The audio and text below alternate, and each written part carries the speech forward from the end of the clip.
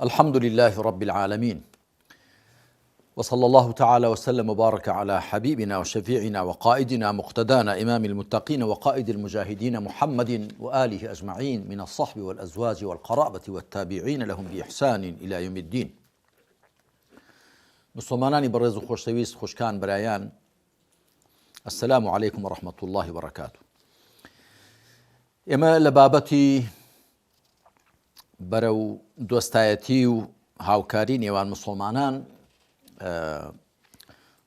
لە تەوەری یەکەمدا ڕاست و دروست تێگەیشتن لە ئیسلام گەیشتوینە ئاڵقەی پێنجەم. ئیسلام بەبێ نوێکردنەوە لە ژیان بەجێ دەمێنێ.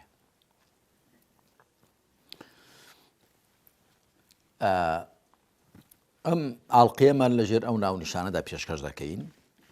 ئیسلام بەبێ نوێکردنەوە، بەبێ تازەکردنەوە لە ژیان بەجێ دەمێنێ. خوا سوبحانه وتعالى هەموو بەرنامەکانی خۆی ناردوون بۆ ڕێکخستنی ژیانی مرۆڤ، هەم لە ڕووی تاکیەوە، لە ڕووی خێزانیەوە، لە ڕووی کۆمەڵایەتیەوە، لە ڕووی ئابووریەوە، لە ڕووی سیاسیەوە، لە ڕووی جەنگ و ئاشتیەوە، لە ڕووی پەیوەندیەکانەوە، لە هەموو ڕووەکانەوە ژیانیان ڕێکخا، ژیانەکەیان بەو شێوەیە بێ کە ژیانێکی ڕێک و ڕاست و پاک و چاک بێ و جێگەی پەسەندی و ڕەزامەندی خوا بێ سوبحانه وتعالى. دوا نوسخەی هیدایەتی خوا، کۆتا نوسخەی هیدایەتی خوا بریتێ لە ئیسلام. هەڵبەتە ئیسلامیش زیاتر ناوێکی عورفیە، ناوێکی باوە، یعنی ملکەزبوون بۆ خوا. ئیسلام وەکو پێشتر گوتمان لە قورئان و سونەتدا بەرجەستەیە و ئیسلام ئێمە بەبێ تێگەیشتنی قورئان نازانی ئیسلام چییە و بەبێ گرتنی ڕێبازی پێغەمبەریش صلی الله عليه وسلم ناتوانین ئیسلام جێبەجێکەین لە ڕوەکردەیەکەیەوە. ئیسلام بەبێ نوێکردنەوە لە ژیان بەجێ دەمێنێ. لە چیم وەرگرتووە؟ جارێ پێویست ناکە ئێمە هەموو شتێک حتمما هەر دەقێکی قورئان، ئایەتێکی قورئان یا دەقێکی سونەتی لەسەر بێنینەوە. گومانی تێدا نییە کە ئیسلام کە خوا سوبحانه وتعالى بۆ هەموو مرۆڤایەتی ناردووە بە درێژایی زەمان بە پانایی زەمین. دەبێ بەپێی ئەوە کە ژینگەکان دەگۆڕێن، هەلوو مەرجەکانی ژیانی مرۆڤ دەگۆڕێن لە ڕووی سیاسی، ئابووری، کۆمەڵایەتی، پێویستە تێگەیشتن لە ئایەتەکانی قورئان و لە دەقەکانی سونەتیش دەبێ زانایان و شارەزایان ڕەچاوی بارودۆخ و گۆڕاوەکانی ژیانی کۆمەلگاکان بکەن و لەبەر ڕۆشنایی ئەوەدا جارێکی کە تەماشای دەقەکانی وحی بکەنەوە. وێڕای ئەوەش پێغەمبەر صلی الله عليه وسلم لە فەرمایشتێکیدا دەفەرمێ: إن الله يبعث لهذه الأمة على رأس كل 100 سنة من يجدد لها دينها. أو هم أبو داود وطبراني في الأوسط والبانيش بصحيح دانا وهنا بيانا. پیغمبر ده فرمي عليه الصلاة والسلام بظلنياي خواب أم أمتا، أمتي إسلام، أمتي محمد صلى الله عليه وسلم، لهر سر صديق دا كساني چي بو در رخصيني كآينكي بو تازب كنوا. وشي من كلا فرمايشتا كذا هاتوا من يجدد لها، من لزماني عربي دا هم بو تاق بو دوان بو كوش بكارده. بويا زانیان و شارەزانی ئیسلام گوتویانە مەرجنیە ئەو کەسەی کە ئەرچی نوێکردنەوە و تازەکردنەوەی دینی پێدەست پێدرێ یا ئەنجام دەدا یەکێک بێت، ئەوەنجێ کۆمەڵێک بن. هەڵبەتە زانایان بە بۆ چوون و لێکدانەوەی خۆیان بۆ سەدی یەکەمینی کۆچی عومەری کوڕی عەبدولعەزیزیان داناوە و بۆ هی دووهەم هەندێکیان شافعیان دانا و هەندێکیان زانایەکی دیکە و بۆ هی سێم یەکی دیکەیان دانا بۆ هی چوارەمێکی دیکە ئەوانە. بەڵام ئەوە بەڕاستی ڕاجیایی زانانی زۆر تێدا هەیە. دەبینی یەکێکیان یاخود ژمارەیەکیان ئەبوو حامیدی غەزالیان داناوە بۆ کۆتایی سەدەی پێنجەم، بەڵام هێندێکی دیکە هیچی دیکەیان داناوە لە ڕۆژهەڵاتی ئاسیا زانایەکی دیکە لەوێ زیاتر کاریگەری هەبووە لە مەغریب یەکی دیکە زیاتر کاریگەری هەبووە بۆیە هیچ کام لەوانە ناگونجێ بڵین ئەو کەسەیە بۆیش ئەگەر دەقی فەرمودەکە هەر ئاوا لێ حاڵی بین کەسانێکی بۆ دەڕەخسێنێ بۆ ئومەتە کە ئاینەکەی بۆ تازە بکەنەوە جا یەکێکیان لە ڕووی حکم و سیاسەتەوە ئەوی دیکە لە ڕووی تێگەیشتن لە قورئان ئەوی دیکە لە ڕووی تێگەیشتن لە دەقەکانی سونەت ئەوی دیکە لە ڕووی ئیمان و عەقیدە و تەوحیدەوە یەکی دیکە لە ڕووی ئەخلاق و سلوک و ڕەوشتەوە یەکی دیکە لە ڕوویەکی دیکەوە دەگونجێ نوێکەرەوەکانی دین تازەکەرەوەکانی دین دابەش بن بەسەر لایەنەکانی دینداریدا ئەوە پێم وایە ئەوە بۆ چوون و تێگەیشتنێکی ڕاست و دروسترە لەوەی کە بێنین چاومان لەسەر یەکێک بێ ئەمجای هەندێکی دیکە بێن ڕەخنە لەو یەکە بگرن ها ئاخر ئاوای گوت و ئاوای کردووە گومانیشی تێدانێت کە بێزگە لە پێغەمبەران عەلەیهیمو سەڵات وسەلام هیچ کەس پارێزراو نییە لە هەڵە و کەم و کوڕی بۆیە ئەو تێگەیشتنە ڕاست و دروست و سەلیمترە مەبەست لە نوێکردنەوەی ئیسلام چییە؟ ئایا نوێکردنەوەی ئیسلام واتە قورئان و سونەت لابەرین شتێکی دیکە بینینە شوێنیان یەک یاخود هەر ئەو قورئان و سونەتە بن بەڵام بە شێوەیەک لیان تێبگەین کە بە پێی زەوق و سەلیقە و هەوا و ئارەزووی خەڵکی ڕۆژگاری خۆمان تەواو بێ وەکو بەداخەوە هەندێک لە زانایان کەوتونە ژێر کاریگەری ئەو جۆرە ڕەوتە بە تاکید هیچ کام لەو دوانە ڕاست نین من یجدد لها دینەها ئاینەکە واتە ئەم ئاینەی کە لە قورئان و سونەتدا بەرجەستەیە و تازەکردنەوەکەشی دەبێت قورئان و سونەتەکە هەر لە شوێنی خۆیان بن ئەوە هیچ نەگۆڕدرێنە بەشتی دیکە بەڵام دەبێت لێ تێگەیشتنەوەیان تازە بکرێتەوە ئەویش لە چوارچێوە و لە بازنەی زمانی عەرەبیدا و لە چوارچێوە و لە بازنەی ئەوەی کە پێشینی چاکمان لەسەری بوون نەک بێنی لە هەمووی بچێ دەرێت ئەمجا بێنی بۆیە ئاەتەکانی کە باسی قەدەغەبوونی ڕیبا دەکەن بە جۆرێک لێشیان بدەیەوە کە هیچ پەیوەندی بەوە نەمێنێ یا ئاەتەکانی کە باسی خەمر و شەراب دەکەن یا باسی قومار دەکەن یا باسی شتێکی دیکە دەکەن بە زۆرێک لێکیان بدەیەوە کە نەچێتەوە سەر ئیسلام و نەچێتەوە سەر تێگەیشتنی پێشینی چاکی ئومەتی پێغەمبەر عەلەیهی سەڵات وسەلام کەواتە ئەم دەقەی سونەت دوو واتای ڕاستی هەن یەکەم نوێکردنەوە تەجدید الدین تازەکردنەوەی دین واتە نوێکردنەوەی لێتێگەیشتنی دین بە تایبەت لە ڕووی هەڵسو کەوتەکانەوە لە ڕووی عادات و معاملاتەوە لە ڕووی ئیمان و عەقیدەوە وەکومە لە سەرەتای مەوسوعەی ئیمان و عەقیدەی ئیسلامی لەبەر ڕۆشنای قورئان و سونەتدا باسم کردووە لە ڕووی ئیمان و عەقیدەوە خوا سبحانه وتعالى کەم وایە بۆ پێغەمبەریشی لێگەڕابێت صلى الله عليه وسلم وەکو لە مەوسوعەی الئیسلام كما يتجلى في كتاب الله دەڕوونم کردوێتەوە حەوت هەشت بەرگم تەرخان کردووە لە 12 کتێبەکە بۆ ئیمان و عەقیدە خوا سبحانه وتعالى بۆ خۆی لە قورئاندا نوختەی خستۆتە سەر پیت لە هەموو ڕۆکانی ئیمان و عەقیدەوە لە ئیمان بەخوا سبحانه وتعالى ئیمان بەخوا ئیمان بە بەدیهێنەرایەتی خوا پەروەردگارەتی خوا خاوەندارەتی خوا و خاوەنی ناو سیفەتە ئەو پەڕی پەسند و چاکەکانی خوا و حاکمیەتی خوا پەرستراوێتی خوا هەروەها ئیمان بە فریشتەکان و ئیمان بە کتێبەکانی خوا بە پێغەمبەرانی خوا عەلەیهیمو سەڵات وسەلام بە ڕۆژی دوایی بە قەدەر خوا نوختەی خستۆتە سەر پیت بۆ پێغەمبەریشی لێ نەگەڕاوە صلى الله عليه وسلم لە ڕووی پەرستشەکانەوە پێغەمبەری خاتەم صلى الله عليه وسلم تەنیا ئەرکەکەی ئەوە بۆ پێشانماندا ئەوەی خوا فەرمانی پێکردو چۆنی جێبەجێکەین خوا فەرمیوتی نوێش بکەن هەرچەند هێندێک لە زانایان زۆر هەوڵ و کۆششیان داوە کە پێنج نوێژەکانیش لە ئاەتەکان دەربێنن و ڕکاتەکانیش و تەحیاتیش و خوێندنی قورئانیش و بەڵام ڕاستیەکەی ئەوەیە کە پێغەمبەری خاتەم صلى الله عليه وسلم چۆنیەتی نوێژکردنی فێر کردووی صلوا كما رأيتموني أصلي هەم پێنج نوێژن پێنج نوێژەکان بەیانیان دوو ڕکاتە شێوانیان سێ ئەوانی دیکە نیۆڕە و ئێوارە و خەوتنانێکی چوار کات و سێیان بەدەنجی بەرز دەخوێندرێن بەیانیان و خەوتنان و شێوان، دووشیان بەدەنجی نزم نیۆڕە و ئێوارە. و کاتەکانیش دیاری کراون، کاتەکانیش جیبریل عەلەیهی سەڵات وەسەلام دابەزیوە و لە دوو کاتدا کاتی نوێژەکانی بۆ پێغەمبەری خاتەم صلی الله علیه وسلم پێش نوێژەکانی بۆ دیاری کردووە، کاتیچیان کاتی باشتر هەڵبژێردرا و کاتیچیان کاتی ڕەوا و دروست، و فەرموویەتی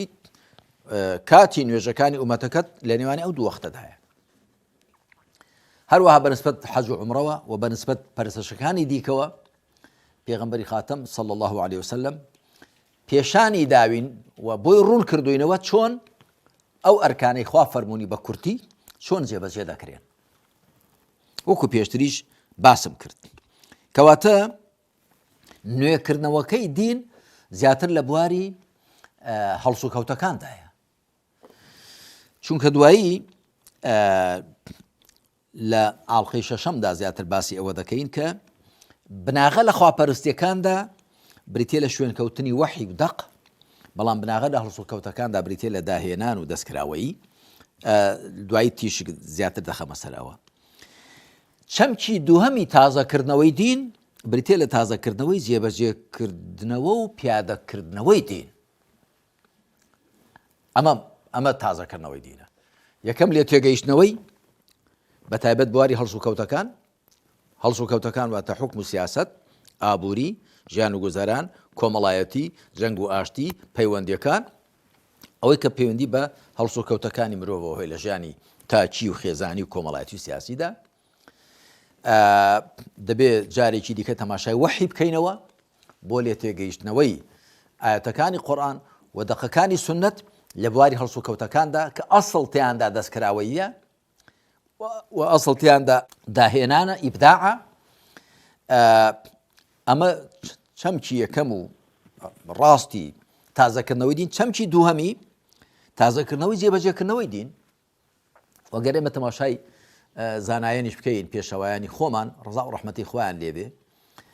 لەو دوو ڕووەوە ئاینی خوای پەروەردگاریان تازە کردوێتەوە، هەم لێ تێگەیشتنەوەی بە لە بەرچاوگرتنی هەلومەرج و واقعە کە خۆیان تێدا ژیاون. ئەگەر تەماشا بکەین ئەبوو حامیدی غەزالی کە کتێبی ئیحیا و علومی الدین بەرهەم دێنێ، لە جەوێکدا لە کەش و دۆخێکدا بەرهەمی دێنێ کە مسلمانان زیاتر کەوتونە نێو ژیانی دنیایی مادی و تێپەڕاندن لە ڕابواردنە جەستەیەکاندا و ئەوانە، یەک دوو زۆر کەوتونە ژێر کاریگەری فەلسەفەی یۆنانی و زۆر کەوتونە ژێر کاریگەری شارستانیە دنیایەکانی کە لەو کاتەدا باو بوون. ئەبوو حامیدی غەزالی دێنێ کتێبێک دەنووسێ بە ناو ئیحیا و علومی الدین، تازەکردنەوەی زانستەکانی ئاین. هەڵبەتە ئیحیا و علومی الدین مۆسوعەیە کە وشتی زۆر باشی تێدایە، دەریایەکە پڕە لە گەوهەر، بەڵام گومانی تێدا هەڵەو کەم و کوڕی و کرچ و کاڵشی تێدا هەیە.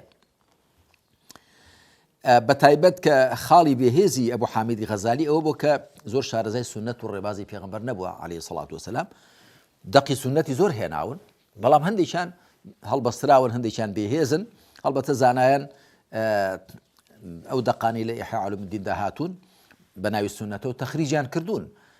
پاک و پیسیان لێک جا کردوونەوە. بەڵام گرنگەوەیە ئەبوو حامیدی غەزالی لە ڕۆژگاری خۆیدا بە پێویستی زانی و ئاوا دین تازە بکاتەوە لە ڕۆی ئیمانیەکەیەوە، لە ڕۆ ڕوحیەکەیەوە، و لەو ڕۆوە کە جارێکی دیکە موسڵمانان پابەندنەوە بە قورئانەوە بە سنەتی پێغەمبەرەوە عەلەیهی سەڵات وسەلام، و نوێژەکانیان بەو شێوەیە بکەن، ڕۆژەکانیان ئاوا بگرن، زەکات و ماڵبەخشینەکەیان ئاوا بێ، حەج و عومڕەکەیان و ئاوا بێ، قورئان خوێندنیان وا بێ، دوعا و پاڕانەوەیان وا بێ، و ئاوا خۆیان لە سیفەتە خراپەکان لە ڕەذائیل پاککەنەوە، ئاوا خۆیان بە سیفەتە چاکەکان بڕازێنەوە، ئیمانیان وا بێ. تا کۆتایی هەموو ئەو شتانەی کە لە کتێبەکەی خۆیدا باسی کردوون لە کتێبەکانی دیکەشیدا. ئیبن تەیمیە ڕەحمەتی خوای لێبێ لە ڕۆژگاری خۆیدا کە هەم لە ڕۆژ ئاواوە تەتەر و مەغۆل هێرشیان کردووە و پێشتریش، هەم لە ڕۆژهەڵاتەوە بە قیادەی جەنگیزخان و هۆلاکۆ تەتەر و مەغۆل هاتوون و جیهانی ئیسلامیان داگیر کردووە. ئەویش هەروەها لەلایەکی دیکەوە ژموژۆڵی باڵتینی لەژێر پەردەی شیعەگەرێتیدا هەبوون. ئیبن تەیمیە ڕەحمەتی خوای لێ بێ بە پێویستی زانی لە ڕۆژگاری خۆیدا لەو ڕۆ ئەو ئاینەی خوا سوبحانە و تەعالە تازە بکاتەوە. زاریش کە بگەڕێتەوە بۆ قورئان و سونەت بزانێ چۆن باسی ئیمان و عەقیدە کراوە، پەرستشەکان، هەڵس و کەوتەکان، و پاشان ئەم تەتەر و مەغۆڵە کە هاتوون عالەمی ئیسلامیان داگیر کردو حکمیان چۆن مامەڵیان لەگەڵدا بکرێ و مسلمانانی هانداوە بۆ جەنگ و جیهاد بە تایبەت دژی ئەو جموجۆڵە باڵتینیانەی کە ویستوانە دینی خوای پەروەردگار لە نێوەڕۆکی خۆی خاڵی بکەنەوە. ئیبن تەیمیە لەو بوارەدا دەوری بینیەوە. دوایی پێش سەدەی 20 جەمالدینی ئەفغانی و قوتابیەکانی هەر لە شێخ محەممەد عەبدە و عەبدوڕەحمان کەواکبی و ئیبن بابیس و دوایی محەممەد ڕەشید ڕەضا و ئەوانە لە ڕووی سیاسیەوە، لە ڕووی کۆمەڵایەتیەوە، لە ڕووی فیکریەوە تەماشایان کردو ئەو دینە جارێکە پێویستی بە تازەکردووە زیندوکردنەوە دەکا. کەواتە ئیسلام بەبێ تازەکردنەوە لە ژیان بەجێ دەمێنێ. دەبێت جارێکی دیکە بگەڕێنەوە بۆ وەحی، ڕێزمان بۆ کەلەپور و بەرهەمی زانایان هەیە، بۆ ئیجتیهاد و بۆ چوونەکانیان هەیە، وەکو پێشتر باسم کرد، چ لە ڕووی تێگەیشتن لە قورئان بێت تەفسیرەکان، چ لە ڕووی تێگەیشتن لە دەقەکانی سونەت بێ شەرحەکانی سونەت، چ لە ڕووی ئیمان و عەقیدە و علمی کەلامەوە بێت، چ لە ڕووی تەزکیەی نەفس و تەسەووفەوە بێت، چ لە هەموو ڕۆکانی دیکەوە ڕێزمان هەیە، چ لە ڕووی فیقهەوە بێ ڕێزمان بۆ هەمووی هەیە، بەڵام تێگەیشتنی ئەوان بووە لە ڕۆژگاری خۆیاندا بۆ ئاەتەکانی قورئان و دەقەکانی سونەت. ئێمەش پێویستە جارێکی دیکە عەقڵی خۆمان بەکار بێنینەوە بە لە بەرچاوگرتنی ئەو واقعەی کە تێدا دەژین، بە تایبەت لە ڕووی هەڵس و کەوتەکانەوە، لە ڕووی عادات و معاملاتەوە جاریش کە بگەڕێنەوە بۆ قورئان و سونەت. چونکە هەندێک معاملات و هەندێک هەڵس و کەوتی سیاسی، کۆمەڵایەتی، ئابووری، ژیان و گوزەران دەکرێن لەم ڕۆژگاری ئێمەدا پێشینی چاکی ئێمە بە خەونیش نەیان بینیوە. ئەو کاتە ژیان سادە بووە، کۆمەلگا سادە بووە و هەندێک هەڵس و کەوتی ئەو کاتە کە بووە زانایان تەماشای قورئان و سونەتیان کردووە، گوتیانە ئەو هەڵس و کەوتە ئەوە حکومەکەیەتی، ئەوە حکومەکەیەتی. بەڵام زۆر لە هەڵس و کەوتی جۆرا و جۆر لە ڕۆژگاری ئێمەدا پەیدا بوون کە زانایانی ئێمە کاتی خۆی نەیان بینیوە تاکو قسەی لێ بکەن. عومەری کوڕی عەبدولعەزیز ڕەحمەتی خوای لێ بێ قسەیەکی جوانی هەیە، دەڵێت تەجد للناس من الأقضية بقدر ما تجد له من القضايا. خەڵک حکمی تازەی بۆ دێنە پێش بە ئەندازەی ئەوەی کە کێشەی تازەی بۆ دێنە پێش. هەتا کێشە و گۆڕانکاریەکان زیاتر بن، پێویستە بڕیار و حکمیش لەبارەی ئەو کێشە گۆڕانکاریانە بێنە پێش. چێ بۆ کارە هەڵدەستێ؟ زانایان و پێشەوایانی ئیسلام. بۆیە پێویستە ئاوا لەو فەرمایشتەی پێغەمبەر صلى الله عليه وآله وسلم حاڵی بین و پێویستیشە ڕێزگرتنمان لە پێشینی چاکمان، ڕێزگرتنمان لە بەرهەم و کەلەپوریان، لە ئیجتیهاد و بۆچوونیان دەست و پێمان نەبەستێ. دەست و پێمان نەبەستێ کە ئێمە قورئان و سونەت لە ئێمە بشارێتەوە. لە ڕاستیدا تەنیا قورئان و سونەت، تەنیا وەحی خوا بە کەڵکی هەموو کات و شوێنێک دێت. بەڵام بۆچوونی زانایان، تێگەیشتنی ئەوان، ئەزمموی ئەوان لێ بەهرەمەند دەبین، کەڵکی لێ وەردەگرین، بەڵام نایکەینە دین و دەست و پێی خۆشمانی پێ نابەستین. و پێشەوایانی ئێمەش هەروایان کردو، هیچ کامێکیان نەچووە وەکو تووتی قسەی ئەوانی پێش خۆی دووبارە کاتەوە. ئیبن تەیمیە دیارە حەنبەلی مەذهب بووە بەگشتی، بەڵام نەچووە قسەکانی ئەحمەدی کوڕی حەنبەل ڕەحمەتی خوای لێ بێ دووبارە بکاتەوە، بەڵکو مەجموع فتاوای نووسیوە 35 بەرگە، نەچووە یەکسەر قسەکانی ئیمام ئەحمەد دووبارە بکاتەوە. بۆ چکە ڕۆژگارەکەی ئەو گۆڕاوە، دنیاکە دنیایەکی دیکەیە، بە پێویستی زانێت جاریش کە تەماشای وەحی خوای پەروەردگار بکاتەوە. ئەوە هەڵوێستی ڕاستە. ڕێزیشی هەبوو بۆ ئیمام ئەحمەد و ڕێزیشی هەبوو بۆ پێشەوانی پێشخۆی، و کتێبێکیشی نووسیوە بە ناوی رفع الملام عن الأئمة الأعلام، لابردنی ڕەخنە لە زانایانی دیار. عذریان بۆ دێنێتەوە کە ئەوانە کە ڕاجیایان هەبووە لەبەرەوە کە تێگەیشتیان بۆ ئاەتەکان جیاوە، تێگەیشتیان بۆ فەرمە دەقەکانی سونەت، یاخود بۆ چوونیان لەسەر سەنەدی دەقەکانی سونەت جیابووە، یاخود ژینگەکانیان جیابوون. ئەگەرنا کەس هیچ زانایەک نەچوو هەر لە خۆوە ڕاجیایی لەگەڵ زانایەکی دیکە هەبێ. خوا بە لوتف و کەڕەمی خۆی تەوفیقماندا هەرچی زیاتر عقلی خۆمان بکەینەوە و هەرچی زیاتر وحی بێنینەوە بەرچاوی خۆمان تەماشای وحی خوا بکەینەوە تەماشای قورئان بکەینەوە تەماشای ڕێبازی پێغەمبەر صلی الله علیه و سلم و چارەسەر لە وحی دەربێنین بۆ گرفت و کێشەکانی ڕۆژگاری خۆمان بەتایبەت لە بواری هەڵسو کەوتەکاندا کە گۆڕانی زۆریان بەسەردا هاتووە بەسەردا دێ ئەگەرنا ئیمان و عەقیدە و پەرستشەکان چەسپاون و شەرعیش وەکو دوای باسی دەکەم چۆتە نێو وردەکاریەکانی ئیمان و عەقیدە و پەرستشەکان و کە گۆڕانیان بەسەردا نایە چۆتە نێو وردەکاریەکانەوە و نقطەی تێدا خستوونە سەر پێیت لێرەجا کۆتایی بەم ئاڵقەیەمان دێنین وصلی الله علی محمد وعلى آله وصحبه أجمعين